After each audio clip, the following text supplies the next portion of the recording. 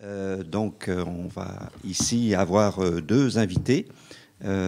Brigitte Guérin de l'Université de Sherbrooke, professeure au département de radiobiologie et de médecine nucléaire, qui va nous parler des travaux, des nouveaux travaux qui se font sur les isotopes médicaux. La recherche a beaucoup progressé dans les dernières années. Et Michel Duguay, qui est physicien, professeur au département de génie électrique et informatique à l'Université Laval, suivra. Donc, sans plus tarder, j'ouvre la séance et je m'appelle Jean-Pierre Rogel, je suis journaliste scientifique à Radio-Canada, à Découverte et à Québec Science. Alors, Madame Guérin, s'il vous plaît, c'est à vous.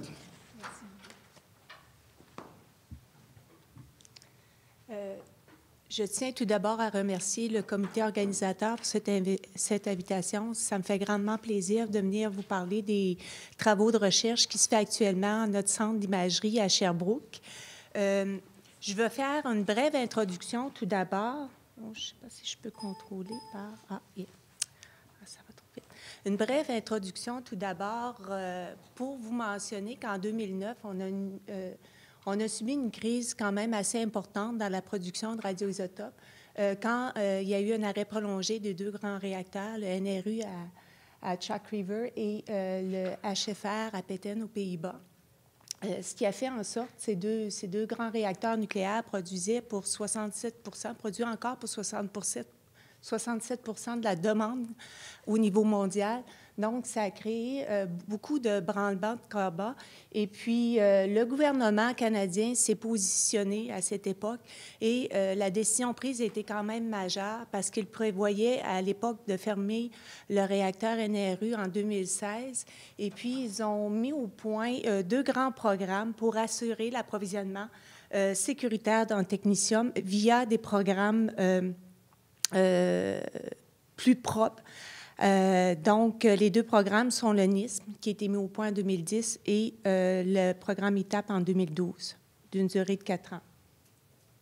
Notre centre d'imagerie à Sherbrooke produit quotidiennement des isotopes qui sont distribués dédiés à l'imagerie TEP, la tomographie émission de position. C'est une imagerie nucléaire également, qui fournit certains hôpitaux du Québec, et ça depuis 2003.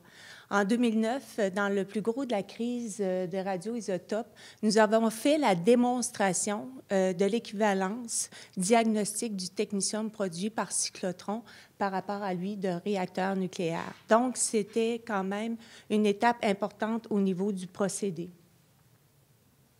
Le technicium, c'est quoi? C'est plus de 80 investigations en médecine nucléaire qui utilisent des produits à base de technicium. Donc, c'est environ une vingtaine de produits.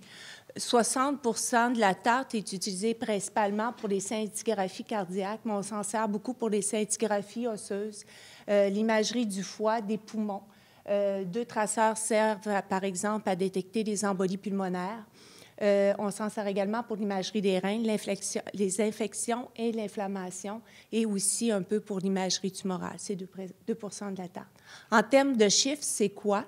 C'est 600 000 scans par semaine à l'échelle mondiale, 400 000 aux États-Unis, et nous, au Canada, c'est 30 000 scans par semaine. Donc, notre réalité canadienne est un peu différente de celle, par exemple, des États-Unis. Je veux vous donner une petite idée de la chaîne d'approvisionnement en radioisotopes au niveau de l'Amérique du Nord. Nous, au Canada, on achète l'uranium hautement enrichi des États-Unis pour produire le molybdène 99 à partir de fission nucléaire. D'autres radioisotopes, bien entendu, sont produits par la même occasion, mais très peu sont utilisés pour l'imagerie nucléaire. On nomme l'iode-131 qui est utilisé, le molybdène 99, pas directement. Ce qu'on fait, c'est que le molybdène est acheminé chez Nordion, MDS Nordion à Vancouver, pour en faire le traitement. Et puis, 60 est redirigé vers les États-Unis, où on va faire les générateurs de radionucléides, les générateurs de molybdène. 40 sont redirigés pour la production mondiale. De ces générateurs-là, 15 sont retournés au Canada dans différentes radiopharmacies privées ou publiques, dépendant des provinces. Et puis, ça, c'est sous forme, c'est hebdomadaire, donc à chaque semaine. Et puis, à tous les jours, ces radiopharmacies font l'élution du technetium, préparent les différents produits et font la distribution vers les hôpitaux. Si on regarde un peu plus à l'échelle mondiale, les réacteurs qui produisent pour 95 % de la demande sont des réacteurs qui sont vieillissants. Ils ont plus d'en moyenne d'une 50aine d'années et certains d'entre eux vont fermer dans les prochaines années. Donc, ça devient criant de trouver des méthodes alternatives à l'approvisionnement mondial de technétium. Certains projets sont en cours actuellement pour mener à court terme, avoir pour des résultats à court terme, moyen terme et long terme. On parle encore d'utilisation de réacteurs nucléaires en augmentant peut-être leur capacité pour compenser par rapport à ceux qui vont fermer, donc avec l'uranium hautement enrichi et faiblement enrichi. Mais d'autres alternatives très attrayantes pour certains pays sont proposées. On parle d'activation neutronique, on parle de production par cyclotron et on parle aussi de fission, photofission, par exemple, à moyen terme, ainsi que de fission neutronique à plus long terme. Et puis, ces dernières méthodes que j'ai mentionnées n'emploient pas d'uranium hautement enrichi ou faiblement enrichi, mais du molybdène 100 hautement enrichi, qui est un isotope stable. Donc, aujourd'hui, je vais vous parler d'approvisionnement futur en technétium pour le Québec et pour le restant du Canada. Et puis, avant de débuter, j'aimerais juste vous mentionner, donner un court aperçu, qu'est-ce que la production par cyclotron, en quoi ça consiste. Donc, ici, j'ai un petit vidéo qui va vous expliquer un peu comment on peut produire par cyclotron. Un cyclotron, c'est un accélérateur de particules circulaires. Alors, espérons que ça va bien marcher. À l'aide d'une source extérieure d'ions, ici, dans notre cas, on va prendre de l'hydrogène qu'on va bombarder avec des électrons pour former des hydrures, donc des atomes d'hydrogène chargés négativement. On va les insérer au cœur du cyclotron sous forme d'un plasma. Donc, comme la particule est chargée, lorsqu'on la soumet à un champ électromagnétique, le champ électrique va accélérer la particule et le champ magnétique va la maintenir dans une trajectoire circulaire. Ce qu'on peut contrôler avec le cyclotron, c'est le courant impliqué et le champ. Donc, plus la particule s'éloigne du cœur du cyclotron, plus elle acquiert de l'énergie. Ici, par exemple, c'est un cyclotron de 19 MeV. Mais cette énergie-là peut être modulée. Donc, à la sortie du cyclotron, l'atome chargé va passer à travers un film de carbone et va perdre ses 2 électrons pour devenir un proton. Et il va être redirigé vers les sites d'extraction et les cibles où il y aura une réaction nucléaire. Ici, par exemple, c'est une cible enrichie en oxygène 18 qu'on va bombarder avec un proton. Un neutron est émis lors de la réaction nucléaire et on forme ainsi le fluor 18. Donc, c'est des méthodes simples, adaptables selon la capacité, selon les demandes aussi qu'on reçoit pour la production des différents radioisotopes. Donc, par analogie, on peut fabriquer du technétium 99 métastable à partir d'une cible enrichie en molybdène 100 à partir d'une réaction de type P2N. Donc, ce type de réaction-là, c'est connu depuis les années 70. On n'en est pas les inventeurs. Et c'était validé par plusieurs autres groupes. Par contre, la radiochimie n'a jamais été vraiment développée parce qu'il n'y avait pas des besoins à cette époque. L'approvisionnement en technétium était quand même assuré. Et puis, dans le cœur de la crise, de la pénurie de radioisotopes, nous nous sommes intéressés à justement démontrer l'équivalence diagnostique de ce technétium-là produit par cyclotron. Et au Canada, bien, plusieurs autres groupes aussi ont joint, et dans le monde également, travaillent sur cette technologie-là. Donc ici, ce sont les résultats sur lequel on a travaillé en 2009 avec le cyclotron qu'on avait dans nos laboratoires, un 19 MeV. Ce qu'on a fait tout simplement, c'est qu'on a fait 3 différents produits dérivés du technétium produits par cyclotron. Le pertechnétate pour l'imagerie de la thyroïde, le MDP pour les scintigraphies osseuses et le MIBI pour l'imagerie cardiaque. Et on a fait des scintigraphies planaires chez des animaux à l'époque et des études comparatives avec le technicium provenant de réacteurs nucléaires. Et je vous mets vraiment au défi de voir la différence au niveau de la qualité d'image, au niveau de diagnostic qu'on peut porter, c'est vraiment identique. Pour vous simplifier un peu les résultats, c'est que les rats qui avaient été injectés par le technicium provenant de cyclotron sont dans les panels de droit. Donc, à l'époque, on a travaillé en étroite collaboration avec la compagnie SCSI, Advanced Cyclotron System, qui nous avait procuré le premier cyclotron et avec lesquels on avait discuté sur la production directe de technicium par cyclotron. Très rapidement, ils nous ont convaincus d'acheter un deuxième cyclotron. On avait des sous pour un deuxième cyclotron, mais on prévoyait acheter l'équivalent de ce qu'on avait déjà. Mais très rapidement, ils nous ont convaincus d'aller avec un cyclotron d'énergie médium, donc un 24 MeV, et à plus haut courant pour augmenter notre capacité de production. Ici, c'est les rendements saturés en technicium en fonction des différents cyclotrons qu'on retrouve. Ici, ce sont les cyclotrons médicaux qu'on retrouve un peu partout à travers le monde. Ici, c'est le TR19 avec un haut courant, avec un rehaussement au niveau du courant. Et ici, c'est les prédictions pour le TR24 avec un courant beaucoup plus élevé. Donc, nous nous sommes procurés avec les FCI et les projets NISP un deuxième cyclotron et également une ligne de faisceaux qui se divise en deux et qui nous donne une grande flexibilité au niveau de la production de nos radioisotopes.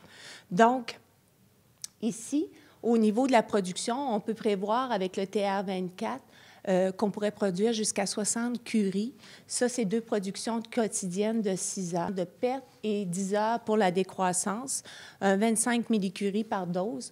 On pourrait aller fournir jusqu'à 800 doses par jour, ce qui correspond finalement aux besoins d'une population d'environ 6 millions d'habitants. Si on y va par comparatif, nos collègues... Excusez, je suis en train de reculer. Nos collègues de Vancouver, avec leur cyclotron d'un peu plus faible énergie, un TR19, ont démontré qu'ils pouvaient produire jusqu'à 9 curies, ce qui était quand même très près de nos estimations ici à Sherbrooke. Donc, si on continue, nous avons formé un consortium avec nos collaborateurs des CSI à Vancouver et également avec les gens de l'Université d'Alberta. Et nous avons reçu du financement des programmes NISP et ITAP pour continuer le projet de production directe de technicium à partir de cyclotrons. Les principaux objectifs de ces programmes-là, c'est de mettre en valeur la technologie et de développer, bien entendu, tous les procédés menant à la production à grande échelle. Dans notre cas, c'était le projet qu'on proposait, ce qui implique le design de cibles, de moly enrichi, de molybdène enrichi, la séparation du technicium, le recyclage du molybdène. Le molybdène est quand même assez coûteux, puis dans tout procédé de production, à partir de cyclotrons, le recyclage de notre cible enrichie est toujours considéré pour optimiser le potentiel du procédé. Et bien entendu, un critère aussi très important, c'est optimiser le procédé de façon à optimiser la qualité du produit. Et puis, je vais y revenir là-dessus. L'équipement aussi, pour un volet commercial et pour assurer la redondance, c'est aussi très important au niveau de ce projet-là. Et bien entendu, un défi important, c'est d'obtenir aussi de Santé Canada les approbations pour les différents radiopharmaceutiques à base de technicium. Donc, ici, je vais vous présenter un peu les équipements qui sont utilisés pour la production. Je vous ai présenté le cyclotron, mais tout est possible, rendu possible aussi grâce aux cibles. Dans nos premières études et les études qu'on fait actuellement, on ajuste notre capacité de production et on travaille avec des petites cibles ici. Le support de cible est en aluminium et la cible est ici à l'intérieur. C'est gros comme... on bombarde sur une surface grosse comme une efface de crayon, si on veut. Et puis, on a des systèmes de support de cible sur nos 2 cyclotrons. Fait qu'on a fait des études à énergie variable, allant de 16 jusqu'à 24 MeV et à différents courants également. Et ici, à votre droite, on a les cibles commerciales. On a commencé des études également sur les cibles commerciales. Ici, elle est démontée et c'est le système, le dos, le système de refroidissement. On bombarde sur une surface d'à peu près 2 cm par 8 cm, pour vous donner une idée. Et ici, c'est le système, la chambre de dissolution qui est utilisée pour dissoudre le technetium. Allons un petit peu plus loin. Ici, c'est le support de cible commerciale qui est branché d'un côté sur la ligne de faisceau pour la production et de l'autre côté, elle est branchée sur un système de transfert de cible. Tout se fait automatiquement. Il n'y a aucun opérateur, bien entendu, qui est impliqué à ce niveau-là, considérant les quantités qui vont être produites. Donc, ici, on a le système de transfert de cible est redirigé vers le laboratoire de radiochimie où on va pouvoir, à partir de bras manipulateurs, placer la cible sur le système de dissolution et faire le transfert vers d'autres hôtes blindés où il y aura l'extraction et le recyclage du molybdène. Donc, le système de support de cible se trouve à être dans une casemate attenante au cyclotron. Et puis, tout ça, on n'en parle pas vraiment, mais le cyclotron, il est placé dans une voûte et c'est 2,5 mètres de béton tout le tour qui protège les opérateurs et le personnel là, qui travaille dans le milieu. Donc, pour ce qui est du procédé de séparation et d'extraction, c'est très avancé à ce niveau-là, le recyclage du mollissant. Donc, on utilise des unités automatisées, OK, avec des cassettes pour faciliter le procédé, dans le sens que pour Santé Canada, c'est favorable d'utiliser des cassettes jetables pour diminuer les risques de contamination. Donc, c'est la façon qu'on procède. Et puis, après dissolution de la cible, le procédé consiste à passer le produit de technetium sur différentes colonnes. Il va être retenu. On peut recycler de cette façon-là, par exemple, le molybdène. Et par la suite, on va faire des élutions sélectives du technetium. On va trapper les impuretés résiduelles qu'il pourrait y avoir et on va récupérer le technetium sous forme pertechnétate. C'est le produit qui est utilisé pour faire les différents produits de technetium. Et on le fait là, dans la saline. Donc, à ce niveau-là, le procédé a été développé pour les petites cibles qu'on utilisait et également pour les cibles commerciales où on va utiliser environ 2 grammes de molybdène 100. Le technetium produit par cyclotron et le technetium qui provient de générateurs ou réacteurs nucléaires, c'est le même. Le 99M, c'est le même technetium. Donc, si on regarde ici les caractéristiques du technetium 99 métastable, il a 6 heures de demi-vie. Son gamma est à 140 keV, ce qui est idéal pour l'imagerie nucléaire conventionnelle ou les caméras SPEC. On travaille à partir de cibles enrichies depuis le début. Le défi qu'on avait, comme notre méthode de production est différente de celle des réacteurs nucléaires, on a un produit de départ qui est différent. On peut s'attendre à avoir des impuretés différentes. Et c'est là qui est notre gros défi, à caractériser ces impuretés-là et à démontrer qu'elles ne pourront pas nuire aux tests diagnostiques ou aux patients au niveau de la dosimétrie.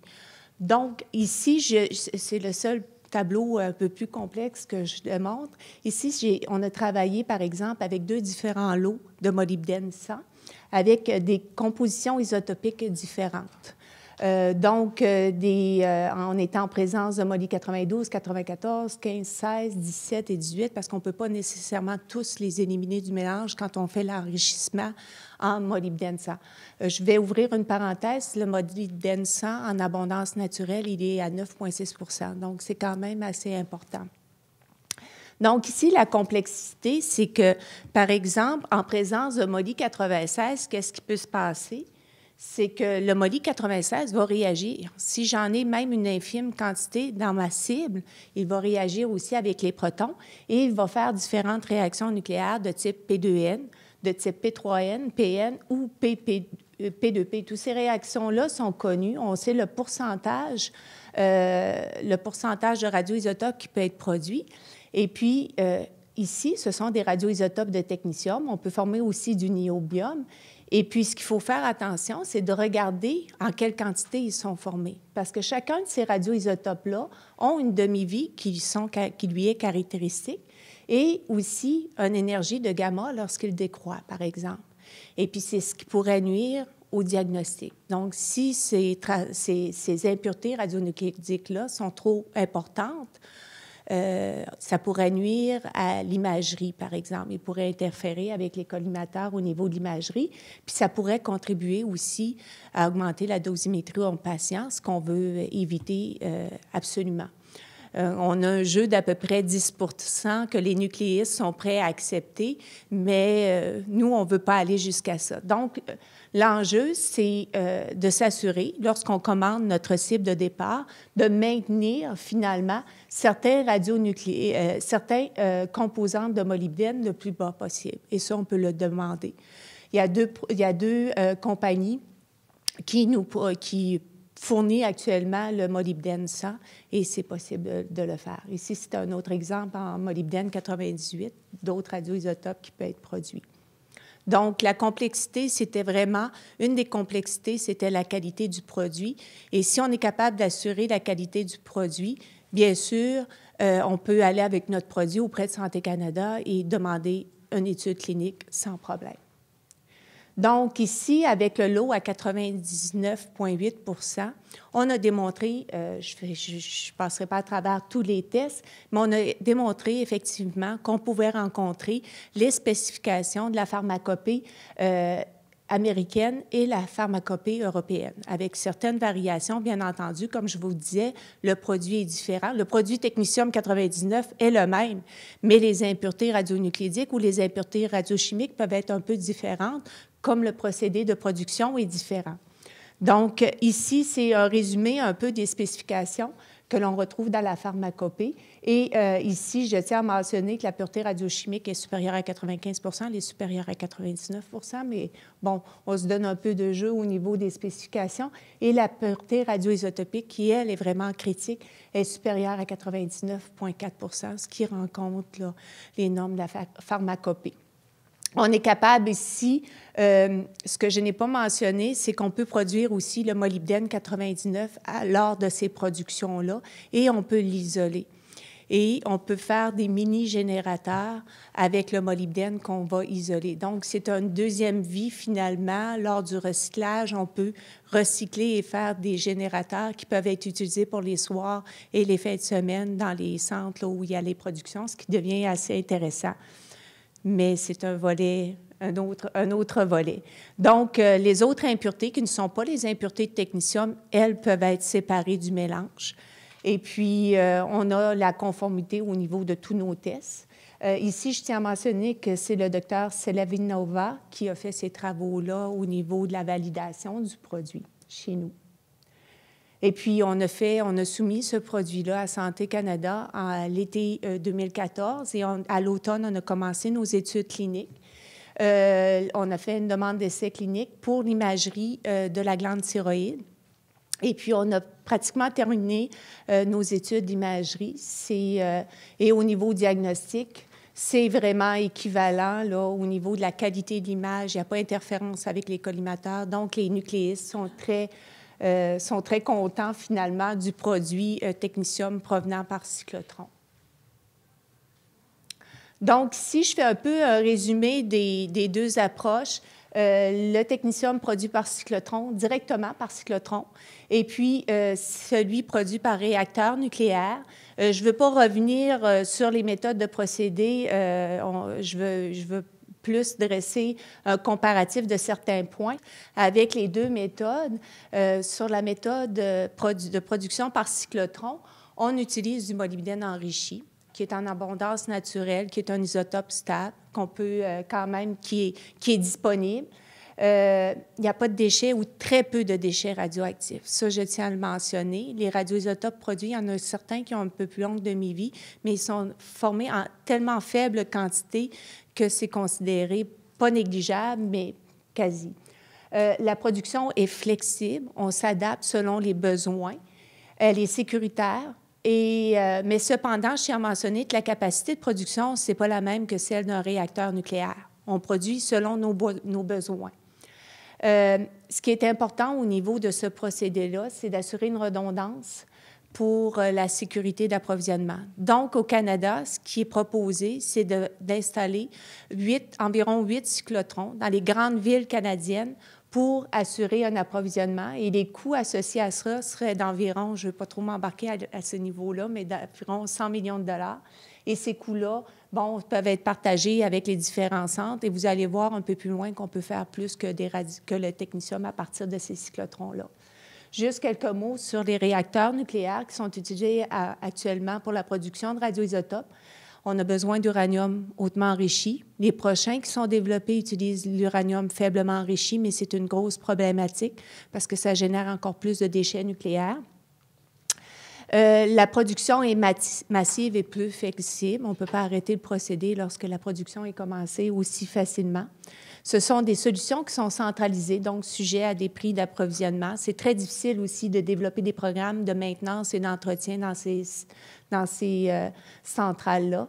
Et pour le Canada, ce qui était aussi un peu désavantageux, c'est que c'était un modèle d'export de matières premières et d'import de produits finis. Donc, et c'est des coûts quand même considérables au niveau de la production. Ici, c'est des coûts estimés pour la construction d'un nouveau réacteur, mais on ne tient pas compte là-dedans, dans les coûts du technetium actuel, les coûts de gestion associés à la gestion des déchets et tout. Donc, ici, c'est le réseau proposé pour la redondance au niveau du Canada. Dans certains centres, les cyclotrons sont déjà présents. Si ce n'est pas des TR24 à énergie moyenne, c'est pour certains des TR19 avec un rehaussement de courant. Ici, en vert, c'est le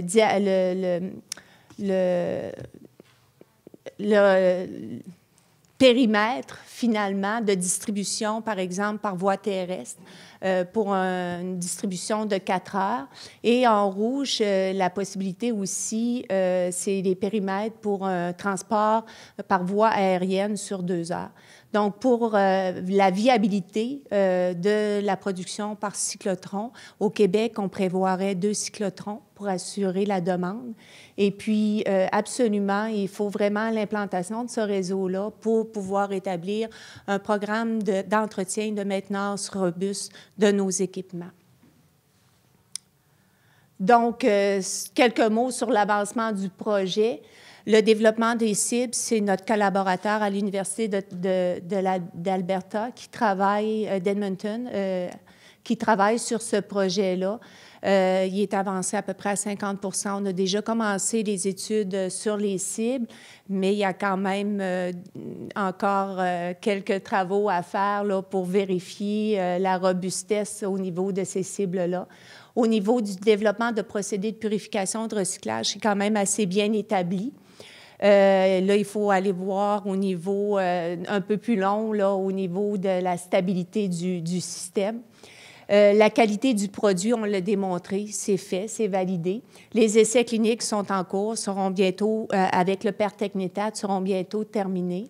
Et ce qui va rester à déterminer et à faire sur ce projet-là, c'est démontrer la production stable à grande échelle.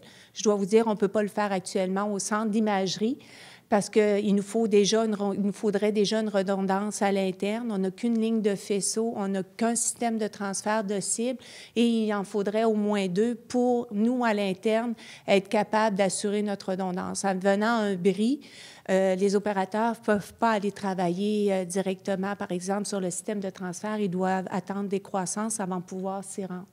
Donc, ici, on a encore un peu à faire. Et puis, les avis de conformité, bon, on a déjà commencé avec le pertechnétate, mais il y a 20 produits à base de technetium, donc il reste encore du travail à faire. Et on travaille déjà avec Santé Canada, on a des discussions. On m'exclut, on a des gens qui travaillent au niveau des affaires réglementaires, qui travaillent au centre, qui travaillent étroitement avec eux pour bien comprendre le produit et les exigences à ce niveau-là. Donc, Oui, c'est ma conclusion, effectivement. Les retombées attendues du projet, ils sont quand même, c'est sûr que c'est l'approvisionnement au Québec, mais avec ces équipements-là, on peut maximiser aussi l'utilisation des infrastructures au centre. Depuis 2003, et même avant ça, on travaille sur le développement et la validation de d'autres radioisotopes pour l'imagerie TEP, qui est une modalité d'imagerie encore plus sensible que le nucléaire à base de technetium. Et ça peut compenser et réduire aussi la demande en technetium. On travaille également sur des agents radiothérapeutiques. Les radioisotopes qu'on produit en TEP peuvent être utilisés également pour les radiotraitements. Donc, imagerie moléculaire, thérapie ciblée et médecine personnalisée, c'est vers ça où on s'en va au centre. Ici, c'est juste pour vous donner la liste des autres radioisotopes qui sont produits chez nous. On a plus d'une trentaine de traceurs TEP ou de classes de traceurs qui sont présentement en développement, beaucoup d'unités de synthèse dédiées, 11 traceurs qui sont présentement en clinique. Pour la TEP, on a un partenariat avec l'Antéus pour la production d'FDG. En 2008, on a eu une licence d'établissement de Santé Canada pour la production des radioisotopes selon les bonnes normes de fabrication où on appelle GMP. Et on a 3 salles blanches, 2 dédiées au FDG et 1 au technetium, et puis qui sont utilisées aussi pour d'autres radioisotopes. On a toutes les installations aussi précliniques pour l'imagerie préclinique et la validation de nos traceurs ou nos sondes multimodales, 2 scanners micro-PET pour les petits animaux, l'IRM et l'imagerie optique. Et du côté clinique, on a 2 caméras TEP, TDM, 2 IRM, dont un nouveau 3 Tesla qu'on a reçu à l'automne passé, et aussi l'équipement pour faire de l'EGG.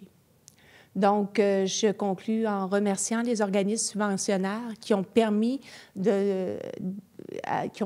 ont permis d'avancer dans ce projet-là, entre autres le MDEE pour la construction de nos infrastructures.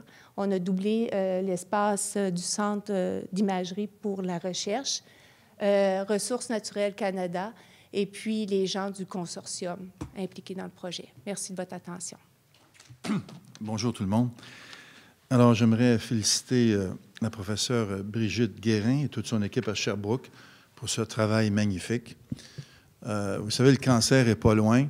Dans mon département de génie électrique, génie informatique à l'Université Laval, j'ai 2 collègues plus jeunes que moi qui ont déjà eu le cancer et heureusement qui ont été guéris. Ma propre femme a attrapé un cancer l'année passée. Elle a bénéficié de l'imagerie médicale que vous avez vue ici et son cancer est guéri. Et moi, j'enseigne à mes étudiants qui ont tendance à être jeunes, à peu près 20-22 ans, qu'en toute probabilité, ils ne mourront pas de cancer. Mais vous autres, dans vos familles, vous avez des gens qui vont être menacés et qui vont sûrement bénéficier des nouvelles techniques qui ont été annoncées. Alors, j'aimerais juste ajouter quelques détails historiques. En 2008, je crois, ou 2009, il y a un comité par le gouvernement fédéral qui a été mis sur pied pour étudier la question des isotopes suite au désastre de Chalk River. Et alors, le comité comprenait Éric Turcotte, qui fait partie de votre équipe, Richard Drouin, ancien PDG d'Hydro-Québec, et un médecin qui est très connu dans le monde de la recherche sur le cancer. Et ce comité-là fait une proposition double, un peu ambiguë, disait oui, ce serait bon d'avoir un autre réacteur nucléaire à Chalk River, mais aussi il faudrait faire des accélérateurs, des cyclotrons, des choses comme ça, qui vont produire des isotopes médicaux. Et Lisa Raitt a été mise en charge de ce projet.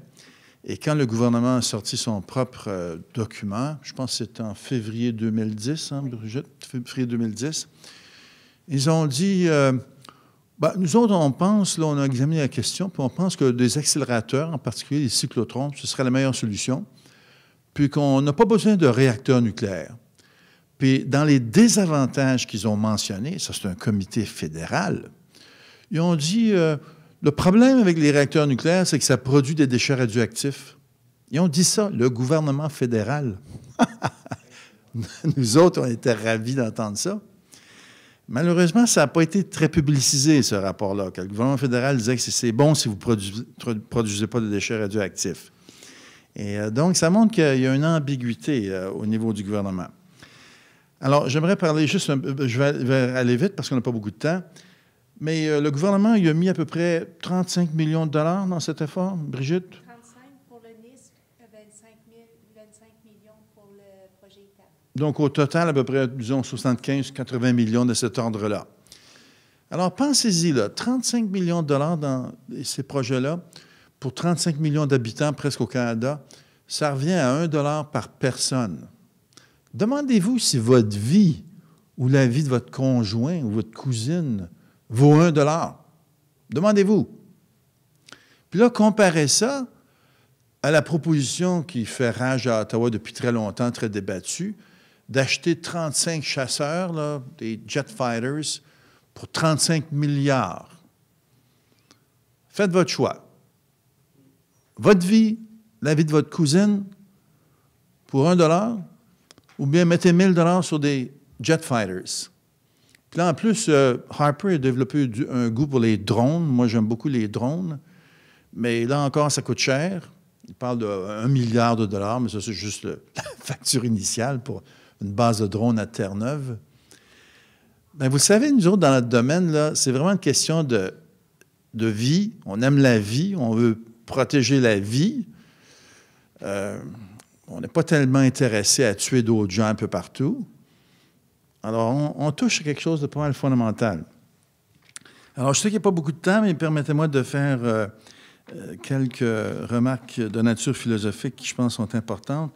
Dans les autres ateliers, la session plénière de ce matin, on soulève certaines questions fondamentales. Ma réponse, là, c'est la suivante. Il y a 2 physiciens bien connus au 20e siècle, c'est Albert Einstein, que tout le monde connaît, mais il y a aussi Richard Feynman. Beaucoup de physiciens. On a une énorme appréciation pour Richard Feynman. Il a développé la théorie de la mécanique quantique qui est la plus précise. Grâce à la méthode de Feynman, on peut calculer des niveaux dans l'atome d'hydrogène, par exemple, avec 12 décimales de précision, et c'est mesuré avec 14 décimales de précision. Et Richard Feynman, lui aussi, était philosophe un peu comme Einstein, puis il avait dit, quand on fait une découverte scientifique, là, ça peut prendre 1 ou 2 générations avant que nos collègues, on ne parle même pas des personnes dans la rue ou au centre d'achat, ça prend 1 ou 2 générations avant que nos collègues comprennent la signification de la percée scientifique qui était faite. Donc, pas mal comme ça dans le nucléaire aussi. Là, c'est pas mal évident. C'est évident, les chiffres sont là, que l'électricité solaire, l'électricité éolienne est meilleur marché que l'électricité nucléaire. Mais en Ontario, là, le lobby nucléaire marche à plein gaz pour essayer de reconstruire un autre 5 ou 6 réacteurs nucléaires. Puis en plus, jusqu'à maintenant, un d'entre vous pourrait m'ajouter des informations, mais on n'a pas la couverture médiatique qu'on espérait avoir. Puis on pense que c'est l'effet du lobby nucléaire qui ne veut pas que ce qu'on raconte ici, il ne faut pas que ça se sache. Alors, je vais arrêter mes remarques ici pour vous donner une chance de poser des questions. Alors, merci.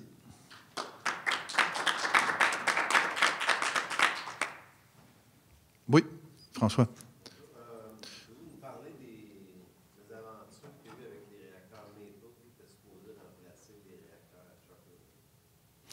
Oui, c'est une bonne question, puis je vais faire la connexion tout de suite avec l'Iran. Brigitte a mentionné l'uranium enrichi. Le réacteur de Chalk River, là, il fallait qu'il enrichisse l'uranium à quelque chose comme 90 %. Au-dessus de 20 % là, vous avez de l'uranium qui entre dans les bombes atomiques. Alors, c'est pour ça que l'entente avec l'Iran en ce moment, là, qui va se signer peut-être en juin, c'est de ne pas faire beaucoup d'uranium enrichi, puis pas l'enrichir beaucoup. Pour les réacteurs nucléaires, ça prend un enrichissement de seulement 3 ou 4 %. Mais pour les bombes atomiques, il faut que tu montes au-dessus de 20 %. Puis ceux, comme à Chalk River, qui faisaient des isotopes, il fallait qu'ils montent à peu près à 80 %. Donc, l'uranium enrichi, là, même aux yeux du président Obama et d'autres, là, c'est quelque chose qu'on ne permet pas à d'autres pays de faire. Repose ta question parce que j'ai dévié un peu. Ah oui. Bien, il y avait 2 réacteurs Maple, là. Ils l'ont appelé Maple parce que la Maple Leaf, c'est le symbole du Canada. Bien, c'était un échec total. Les 2 réacteurs Maple ont dépensé je ne sais pas combien de milliards, puis ça a été un échec total, il a été arrêté. C'est pour ça qu'il faut être vigilant, parce que, tu sais, 80 millions pour sauver des vies. Eux autres, là, ils sauvent des millions de vies par année. C'est pas rien. Aller gaspiller des 8 milliards, là, comme Gentil, ça aurait coûté 6 milliards, les chiffres. Hydro-Québec a sorti les chiffres en octobre 2002. Il aurait gaspillé 6 milliards là, sur la réfection, puis ils se préparent à faire ça en Ontario. Ces gens-là, il faut les combattre, là. Tooth and nail.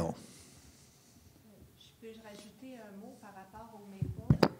C'est que la technologie utilisée pour les Maple était différente de celle du NRU. Et quand ils ont mis les premiers réacteurs Maple en fonction, ils se sont rendus compte qu'il y avait une déformation au niveau du cœur du réacteur. Donc, c'était un échec. Et puis, le deuxième, ils l'ont conçu sur une technologie assez semblable au précédent. Donc, c'était aussi un deuxième échec. Oui, Isabelle? Juste pour qu'on puisse bien comprendre toute la chaîne, là, le molybdène, qui est la matière première, là, en fait, là, vous parliez que c'est en abondance naturelle, là, mais concrètement, là, à part le fait que vous avez l'approvisionnement vient de... L'approvisionnement l'abondance naturelle est quand même assez importante. Ça peut provenir de différents endroits. Principalement, on l'a de la Russie actuellement. Mais dans les faits, là, est-ce que ça prend... Parce que les détracteurs, tout ça, là, est-ce que ça prend des mines? Est-ce que c'est... Bien sûr, c'est des mines pour l'extraction du molybdène. Et puis, par la suite, on va faire l'enrichissement de cet isotope-là. C'est pas un coproduit d'autres choses? Souvent, dans les mines, là, tu peux avoir du cuivre avec le molybdène. En circulation, en ce moment, est-ce qu'on a assez de matériel, de mines préexistantes pour, justement... Depuis, il y a une évolution très, très rapide à ce niveau-là. Il n'y avait pas de besoin avant, donc il n'y a pas eu de travaux effectués pour assurer la production en mollissant. On fait déjà la production en molly, l'enrichissement du molly 98 pour faire le molly radié qu'on met dans les réacteurs nucléaires. Donc, il y a déjà, les installations sont là. C'est un peu différent pour le mollissant, mais depuis, nous, ça fait depuis 2009 qu'on travaille sur ce projet-là et on a le radioisotope, l'isotope, excusez-moi, disponible là, sans problème.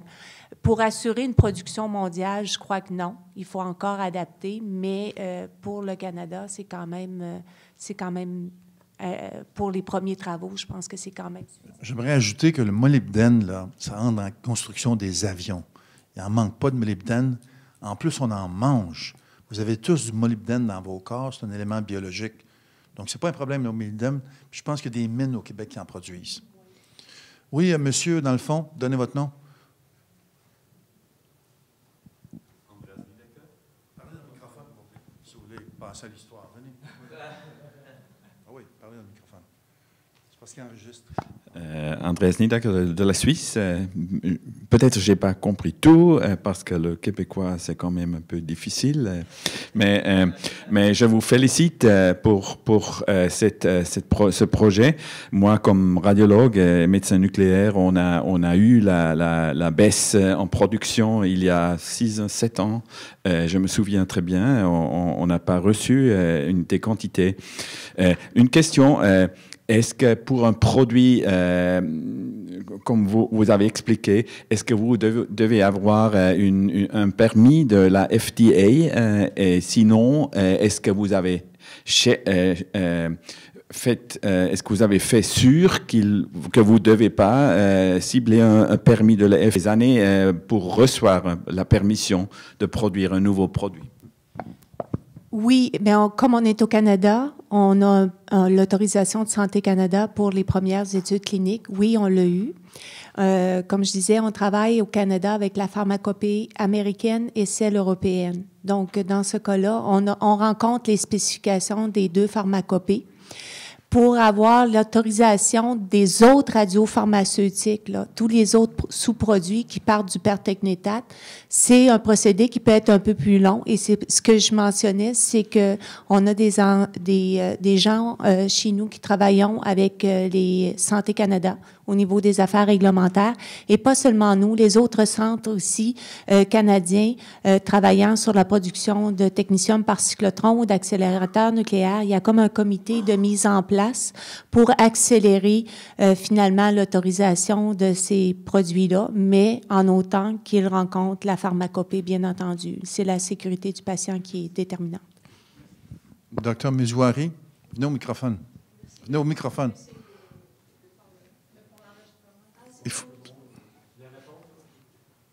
Vous avez une chance de passer à l'histoire. Pardonnez-moi, juste parce qu'on va être obligé de, à un moment donné, de partir de cette salle où il y aurait bien des questions. On va prendre votre question. Et puis, j'ai vu 3 mains. 1, 2, 3. Hein? Alors, merci, puis soyez bref. Okay. Docteur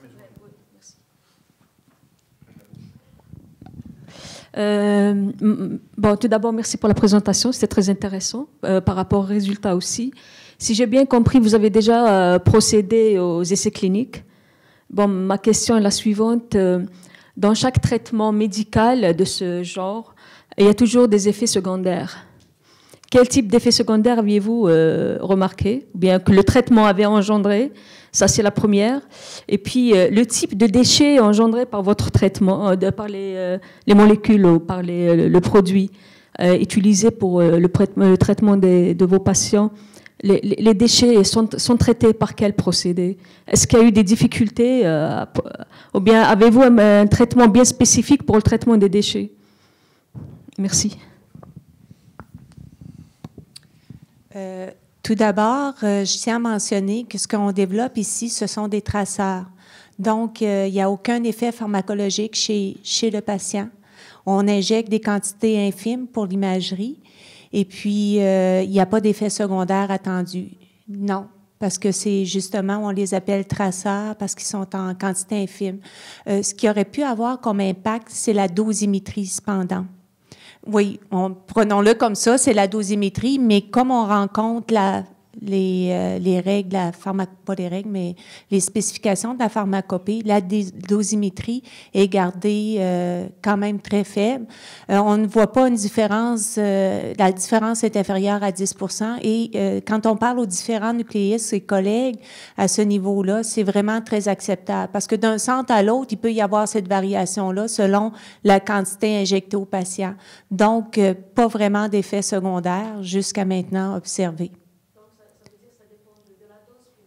Ça dépend de la dose. La dose injectée est la même. On fait des études comparatives, mais ça dépend des impuretés qu'il pourrait y avoir dans le produit. Et ça, on le contrôle en contrôlant finalement la cible de départ. On va exiger à ce que les compagnies qui nous fournissent le molybdène 100 maintiennent des niveaux faibles, par exemple, pour certains radioisotopes. C'est la façon qu'on attend procéder à ce niveau-là pour contrôler. Et puis, c'est quand même très bien connu. Je vous ai montré le tableau comme ça, mais on a des tableaux où on peut faire le calcul et évaluer la dose, même avant de faire les bombardements. Et s'assurer, ce qu'on peut faire, comme je disais avec le cyclotron, c'est énergie variable. On a fait des études à différentes énergies. Puis quand le produit peut être problématique, on peut diminuer l'énergie. On diminue notre capacité de production, mais on peut y aller de cette façon-là.